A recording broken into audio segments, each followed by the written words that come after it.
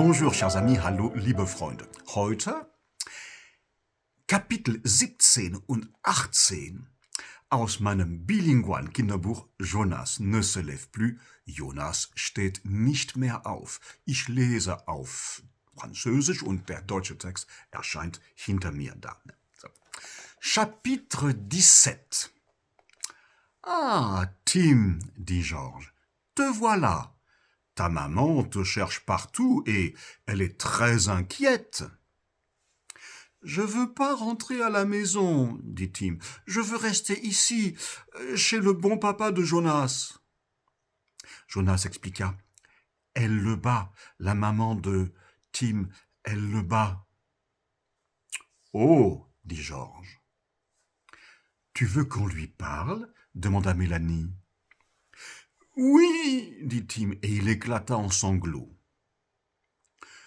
Je fais une proposition, dit Georges.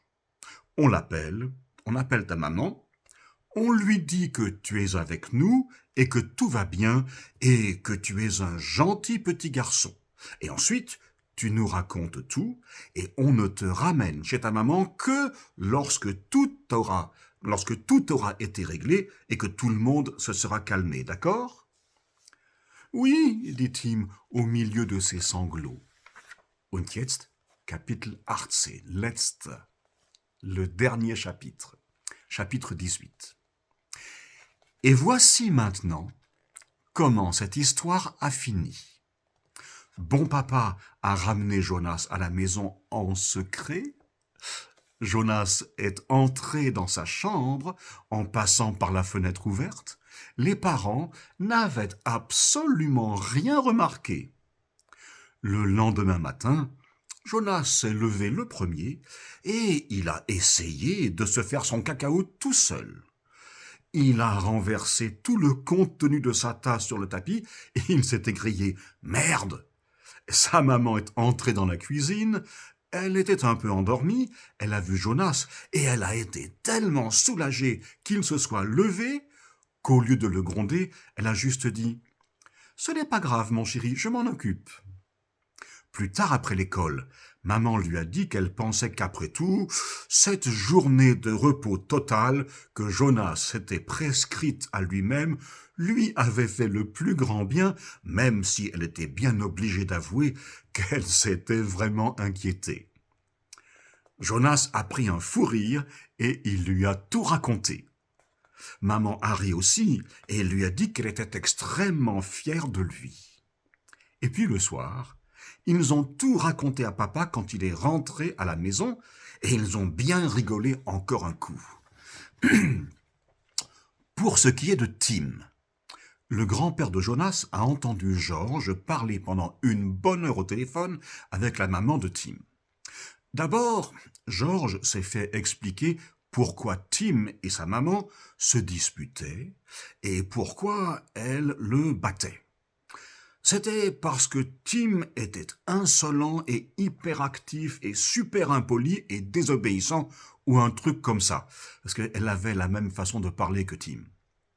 Après, Georges a dit que c'était sûrement comme elle disait et qu'il la croyait tout à fait, mais que lui, Georges, il trouvait que Tim était un adorable petit garçon qui avait beaucoup d'imagination et qui ferait son chemin, ça, il en était sûr.